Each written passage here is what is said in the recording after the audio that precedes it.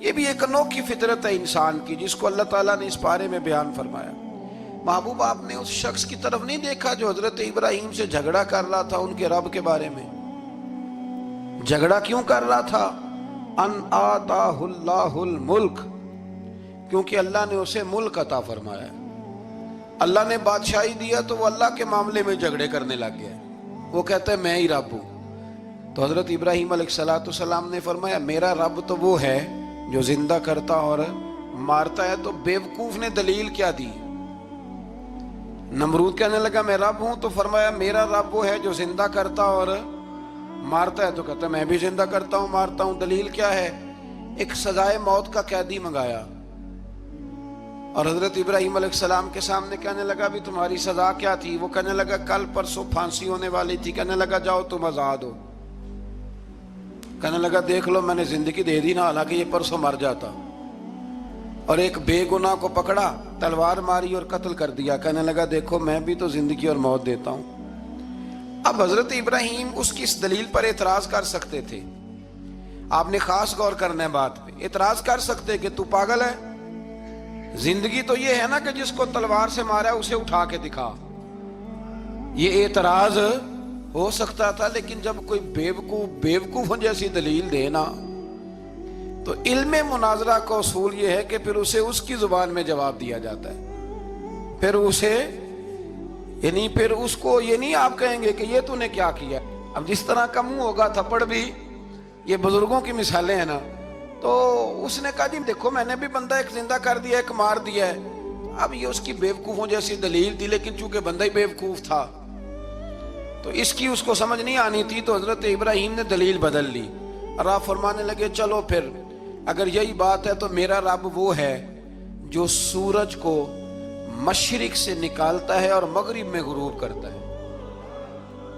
تو اگر رب ہے نا تو اس طرح کر فاتی بہا من المغرب، تو اسے مغرب سے نکال۔ چل یہ تو نے زندہ مردہ کر کے دکھا دیا نا، تو مغرب سے نکال۔ فبہت الذی کفر، تو کافر پریشان ہو گیا، اس لیے کہ وہاں سے نکال سکتا نہیں تھا۔ تو جب آپ کسی سے گفتگو کرتے ہیں نا تو الجھے نہیں، بات ایسی کریں جس کا کوئی جواب موجود نہ ہو۔ یہاں مفسرین نے ایک بڑی شاندار بات لکھی ہے۔ مفسرین کہتے ہیں کہ اگر وہ یہ کہہ دیتا نا یہاں پہ، کیونکہ بیوقوف تھا نا کہہ نہیں سکا، اگر کہہ دیتا نا کہ مشرق سے تو میں نکالتا ہوں، تو آپ اپنے رب سے کہیں وہ مغرب سے نکالے، تو مفسرین کہتے ہیں اگر حضرت ابراہیم فرما دیتے نا تو رب کریم نے سورج مغرب سے بھی نکال دینا تھا، لیکن فبہت الذی کفر، وہ یہیں پہ نہ رہ گیا۔ یہ اللہ کے بندے ہیں نا۔ امام اعظم ابو حنیفہ رحمت اللہ علیہ کے سامنے ایک دہری آ گیا، وہ کہتا تھا کہ ساری مخلوق خود بخود بنی ہے۔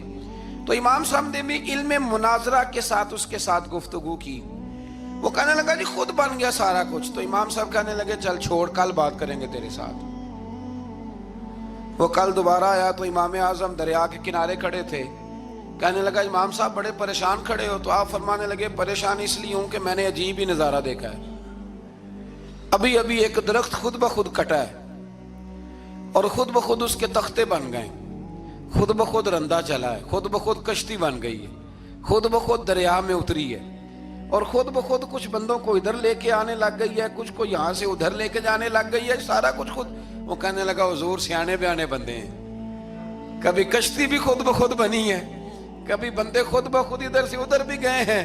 آپ فرمانے لگے کشتی خود بخود نہیں بن سکتی تو اتنی بڑی کائنات خود بخود کیسے بن گئی؟ اور اگر بندے ادھر سے ادھر خود بخود نہیں آ سکتے تو بتا یہ سورج اور چاند خود بخود ادھر سے ادھر کیسے روز چلے جاتے ہیں؟ تھوڑی دیر چپ رہا، پھر آ کے امام اعظم کے ہاتھ چومے اور کہنے لگا آپ نے تو کمال کر دیا، میرا ذہن صاف ہو گیا، مجھے کلمہ پڑھائے، میں بھی مدینے والے محبوب کا غلام بن جاتا۔ تو پکی دلیلوں کے ساتھ گفتگو کرتا ہے قرآن پاک، پکی دلیلیں۔ یہ آیت سبق یہ دیتی ہے کہ آپ کسی سے بات کریں تو اب چونکہ سپارہ لمبا ہے بات رہ نہ جائے، پر یہ مضمون اتنا شاندار ہے کہ میرا یہاں رکنے کو دل کرتا ہے۔ وہ ہمارا نظریہ یہ ہے کہ امام کے پیچھے سورۃ فاتحہ نہیں پڑھنی، اگرچہ جو پڑھتے ہیں اس پر کوئی سخت فتویٰ نہیں ہم دیتے، بعض آئمہ پڑھتے ہیں، لیکن سمجھانے کے لیے امام اعظم ابو حنیفہ رحمۃ اللہ علیہ کی رائے ہے کہ امام کے پیچھے سورۃ فاتحہ نہیں پڑھنی. ہمارے پاس دلیل ہے, قرآن کہتا ہے جب قرآن پڑھا جائے تو خاموشی سے سنو, اور حضور کا فرمان موجود ہے مصنف ابن ابی شیبہ میں کہ امام کی قرات ہی مقتدی کی قرات ہے. بزرگ کہتے ہیں کہ دلیل اس طرح کی دو کہ سامنے والے کے ذہن تک بات پوری اتر جائے, آپ اسے سمجھا پائیں. امام صاحب نے جب یہ بات ارشاد فرمائی تو کچھ لوگ آپ سے مناظرہ کرنے آ گئے. 15-20 لوگ تھے. ایک ادھر سے بولتا پڑھنی چاہیے سورت امام کے پیچھے, ایک ادھر سے بولتا پڑھنی چاہیے, ایک ادھر سے بولتا. تو امام اعظم ابو حنیفہ فرمانے لگے تم سارے پڑھے لکھے لوگ ہو, یہ گفتگو کا طریقہ ہے؟ اس طرح بات کرتے ہیں کسی کے سامنے؟ میں اکیلا ہوں اور تم 15 لوگ ہو, کوئی ادھر سے بولتا ہے کوئی ادھر سے بولتا ہے, طریقہ کرو کوئی بات کا. وہ چپ کر گئے, کہنے لگے ویسے ٹھیک تو ہے, ہم تو غیر مہذب ہو گئے. تو امام صاحب کہنے لگے ایک بندے کو منتخب کرو, وہ میرے سامنے آئے. انہوں نے ایک بندہ منتخب کر لیا. وہ کہنے لگا جناب یہ ہمارا نمائندہ ہے, یہ اگر جیت گیا تو ہم سارے جیت گئے, یہ اگر ہار گیا تو ہم سارے. تو امام صاحب کہنے لگے کیوں منتخب کیا؟ کہنے لگے جی سارے بولیں گے تو سمجھ نہ آئے گی کوئی کیا کہہ رہا ہے, کوئی کیا کہہ رہا ہے, کوئی کہاں ہے کوئی کہاں ہے. تو امام صاحب کہنے لگے میرا بھی مسئلہ یہی ہے, ایک الحمدللہ رب العالمین پہ ہے اور دوسرا صراط الذین انعمت علیہم پہ ہے. تو میں بھی کہہ رہا ہوں کہ جو امام آگے لگا لیا نا اس پر اعتبار کرو, اس پر اعتبار کرو. تو دلیل وہ دیں کہ جو دلیل سامنے والے کے ذہن میں اتر جائے. چلیں جی تھوڑا آگے چلتے ہیں. اللہ کریم نے نا آگے ایک اور مثال بیان کی. یہ جو بہت سارے لوگوں کے دلوں میں خیال آتا ہے نا, قبروں میں جائیں گے ہڈیاں گل جائیں گی سڑ جائیں گی تو کیسے اٹھیں گے. تو اسی پارے کی آیت نمبر 259 میں اللہ تعالیٰ نے ہمارا وہ مسئلہ بھی حل کیا اور 2 واقعات تفصیل کے ساتھ تیسرے پارے میں بیان فرمائے.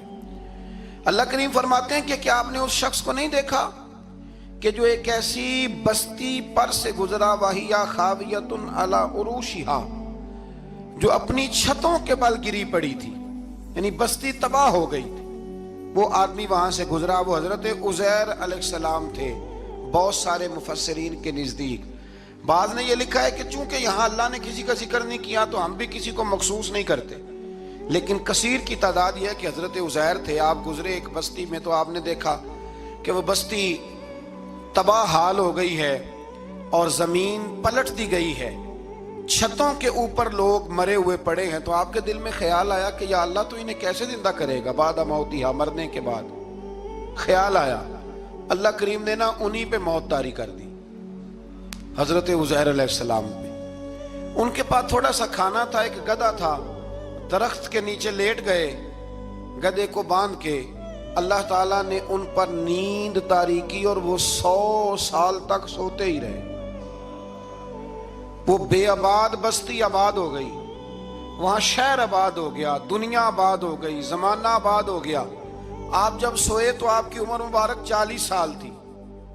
100 سال کے بعد اٹھے, ثم بعثا, جب اٹھے, قال کم لبثت, اللہ نے فرمایا کتنی دیر سوئے؟ قال لبثت یومن او بعد یوم, کہنے لگے یا ایک دن سویا ہوں یا دن کا تھوڑا سا حصہ. تو رب کریم نے فرمایا نہیں, آپ تو 100 سال تک سوئے رہے. فرمایا وہ دیکھو ذرا گدھے کی طرف, وہ گدھا جو تھا نا ان کا وہ گل سڑ گیا, ہڈیاں بکھر گئیں, اور وہ جو کھانا تھا نا پھل تھے, شربت تھا, سالن تھا, اس کا حال یہ ہے کہ لم یتسنہ, وہ باسی بھی نہیں ہوا. یہ ہے میرے رب کی قدرت. جس نے پہلے گل سڑ جانا تھا وہ باسی بھی نہیں ہوا, اور وہ گدھا اس کی ہڈیاں بھی بکھڑ گئیں. تو رب کریم نے فرمایا سمجھ آئی ہے میں مردے کیسے زندہ کروں گا؟ عرض کی یا اللہ ایسی سمجھ آئی ہے جو کبھی بھولے گی بھی نہیں. 100 سال تک سوئے رہے. یہ بڑا لطیف واقعہ ہے. حضرت عزیر علیہ السلام اٹھ کے نا تو اپنے گھر گئے تو کوئی پہچانتا ہی نہیں تھا. ایک بوڑھی اماں جس کی عمر بہت زیادہ ہو گئی تھی اس کو جا کے سلام لی تو آپ فرمانے لگے اس اماں سے یہ عزیر کا گھر ہے؟ تو اماں فرمانے لگی ہاں ہے تو عزیر کا, لیکن وہ تو 100 سال پہلے غائب ہوئے, دوبارہ آئے ہی نہیں. آپ فرمانے لگے اماں میں ہوں عزیر. اماں کہنے لگی کہ عزیر کی تو ہر دعا قبول ہوتی تھی, اگر آپ عزیر ہیں نا تو دعا کریں میری ٹانگیں جواب دے گئی ہیں, آنکھوں سے نظر نہیں آتا, آپ دعا کریں, اگر آپ واقعی عزیر ہیں تو اللہ مجھے شفا دے دے گا.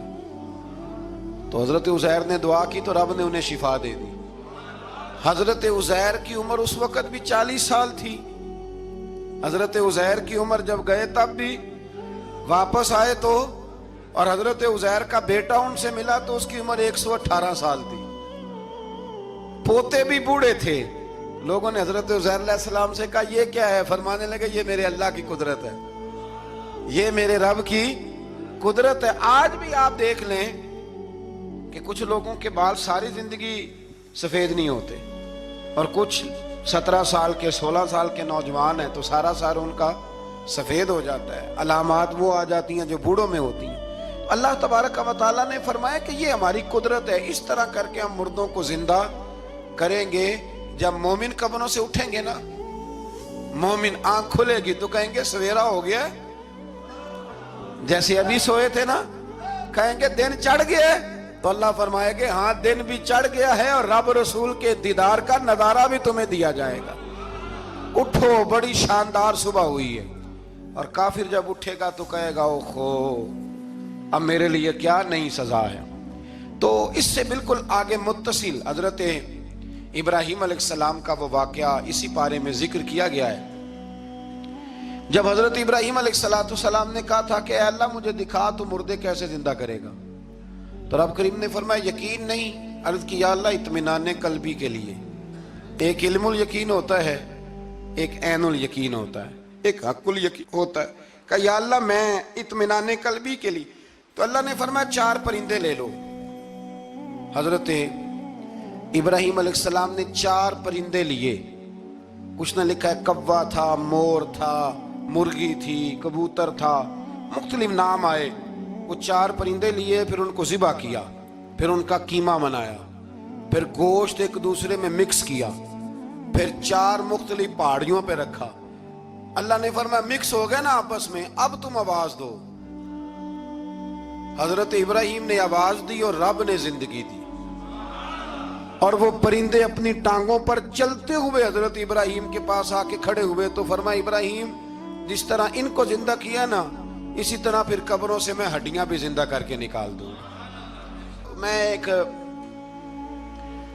فلسفی کو پڑھ رہا تھا. یہ ہمارے جدید دور کے فلسفی بڑے عجیب باتیں کرتے ہیں. وہ کہتے ہیں جی ہوا ایسی چلتی ہے کہ انسان قبر میں ہوتا ہے تو ہڈیاں گل سڑ جاتی ہیں تو کوئی بھی نہیں بچتا.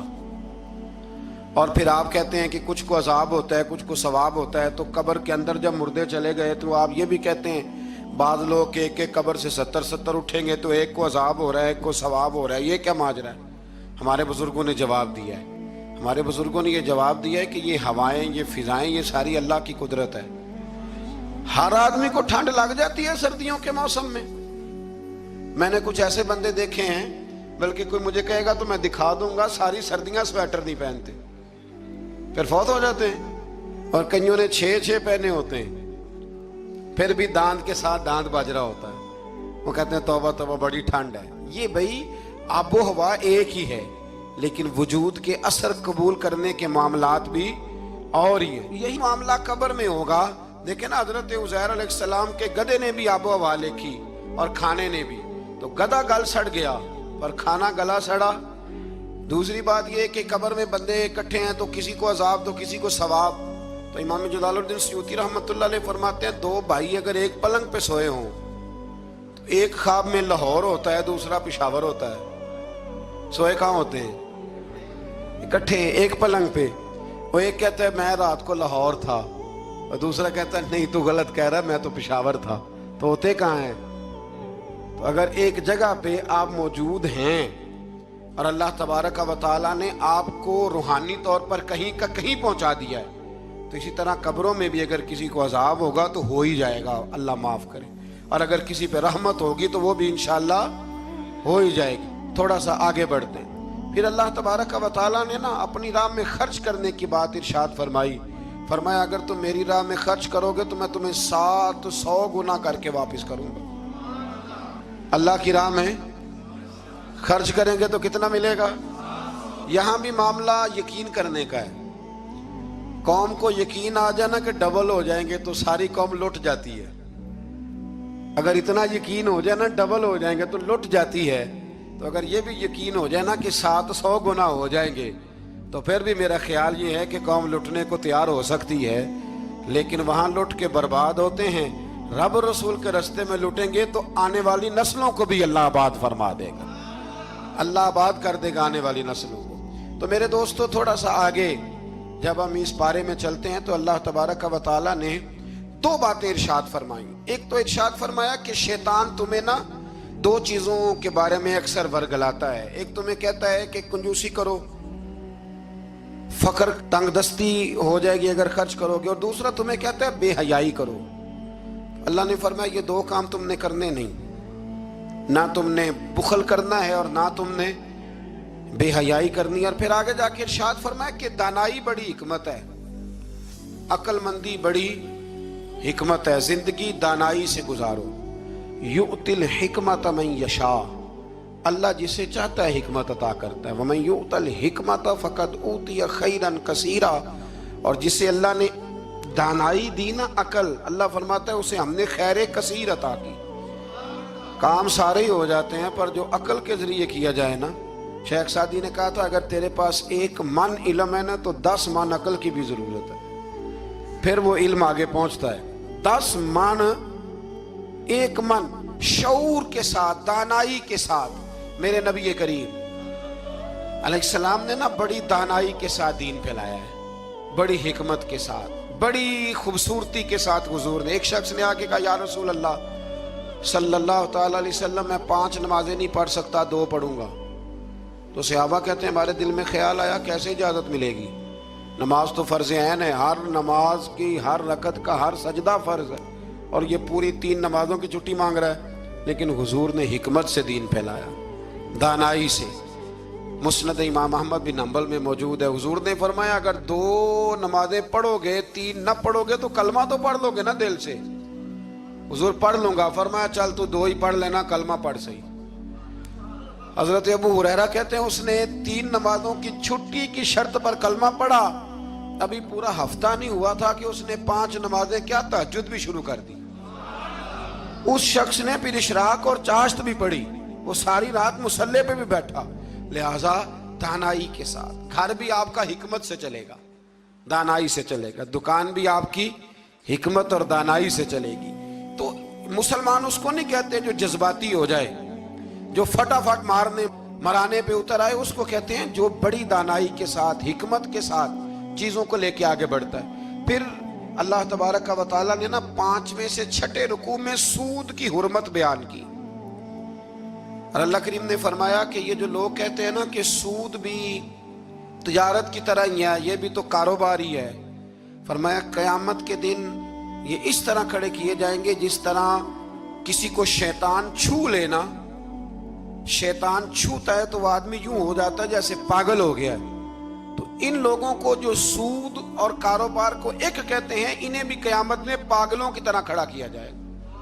اور پھر اللہ تعالیٰ نے حکم دیا، فرمایا سود چھوڑ دو جو باقی رہ گیا ہے، اس سے جان چھڑا لو، اور اگر تم نے ایسا نہ کیا فَإِن لَمْ تَفْعَلُوا، اگر تم نے ایسا نہ کیا فَأْذَنُوا بِحَرْبٍ مِّنَ اللَّهِ وَرَسُولِهِ، پھر اللہ اور اس کے رسول سے جنگ کرنے کے لیے تیار ہو جاؤ۔ طویل ترین آیت قرآن مجید کی، آیت نمبر 282، اس میں اللہ تعالیٰ نے فرمایا جب بھی تم نے لین دین کرنا ہے اسے لکھنا ہے۔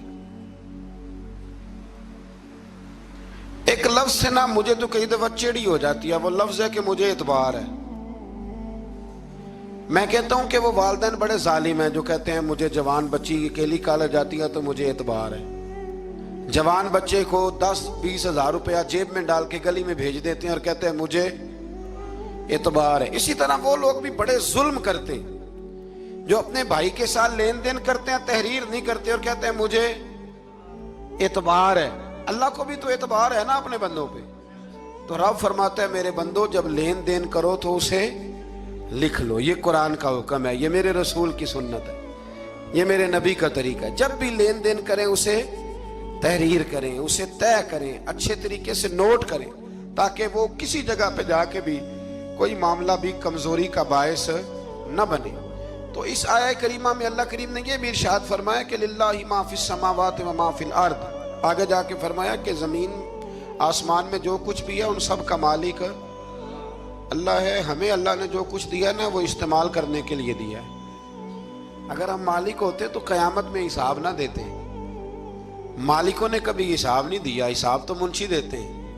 اللہ نے ہمیں استعمال کرنے کے لیے چیزیں دی ہیں, اس لیے اللہ فرماتا ہے ثم لتسألن یومئذ عن النعیم, قیامت میں نا میں تم سے ایک ایک نعمت کے بارے میں سوال کروں گا. تو یہ ساری امانتیں ہیں اللہ کی, جتنا کچھ ہمارے پاس ہے, وہ کوئی بھی صلاحیت ہو, کوئی بھی قوت ہو, تو اس کو صحیح صحیح استعمال کریں امانت کو. پھر میرے عزیز, اللہ تبارک و تعالیٰ نے نا اس سورہ مبارکہ کے آخر میں ہمیں ایک دعا سکھائی ہے. وہ بڑی شاندار دعا ہے, ہر چیز طلب کرتی ہے کہ اس کو پڑھا جائے, دیکھا جائے, پر اس دعا کے آخری لفظ یہ ہیں واعف عنا, اللہ ہم سے درگزر فرما, اور آخری لفظ یہ ہیں کہ واغفر لنا, اللہ ہمیں بخش دے, وارحمنا, اور اللہ ہم پہ رحم فرما, اس لیے کہ انت مولانا, تو ہی ہمارا مددگار ہے, فانصرنا علی القوم الکافرین, اللہ کافروں کے مقابلے ہمیں ہماری مدد فرما. تو پھر آگے سورہ آل عمران شروع ہوتی ہے. سورہ آل عمران کے بالکل ابتدا میں اللہ کریم نے فرمایا کہ قرآن پاک میں 2 قسم کی آیات ہیں. کچھ آیات بالکل واضح ہیں اور کچھ آیات ایسی ہیں کہ جو متشابہ ہیں, جن کو سمجھنے کی ضرورت ہے. تو فرمایا جن کے دلوں میں کجی ہے نا, کھوٹ ہے, وہ متشابہ آیات کے پیچھے جاتے ہیں. کچھ آیات بالکل واضح ہیں, کچھ کو سمجھنے کی ضرورت. تو 2 لوگ قرآن پڑھ پڑھ کے فساد برپا کرتے ہیں, یہ وہ لوگ ہیں جو متشابہات کے پیچھے لگتے ہیں, واضح آیات کی طرف نہیں جاتے. ہمارے زمانے میں بھی ہم دیکھتے ہیں کہ قوم یہ جو واضح آیات ہیں ان پر عمل نہیں کرتی, بلکہ کچھ ایسی آیات, کچھ ایسی باتیں جن کو بڑی گہرائی اور گہرائی سے سمجھنے کی ضرورت ہے وہ لے کے آ جاتی ہے, کہتے ہیں یہ فلسفہ بیان کریں. تو میں کہا کرتا ہوں جو سیدھی سیدھی چیزیں ہیں پہلے ان پہ عمل کر لو نا. نمازیں 5 فرض ہیں, وہ پہلے پڑھو نا. ماں باپ کی خدمت فرض ہے, وہ کرو. حق سچ بولو, حلال روزی کھاؤ, جو ہے وہ دیانتداری کا مظاہرہ کرو, تو یہ کام کرو نا. پھر آگے فلسفے میں بھی چلے جائیں گے, پھر منطق کی باتیں بھی چھیڑ لیں گے. تو جو واضح چیزیں ان پر تو عمل کر لیں. وہ باریکیوں میں جانا, پہیلیاں جو ہے وہ بجھانا اور بڑی بڑی عجیب باتیں کرنا, ان سے نکلیں. اللہ تبارک و تعالی ہمیں سمجھنے کی توفیق عطا کرے.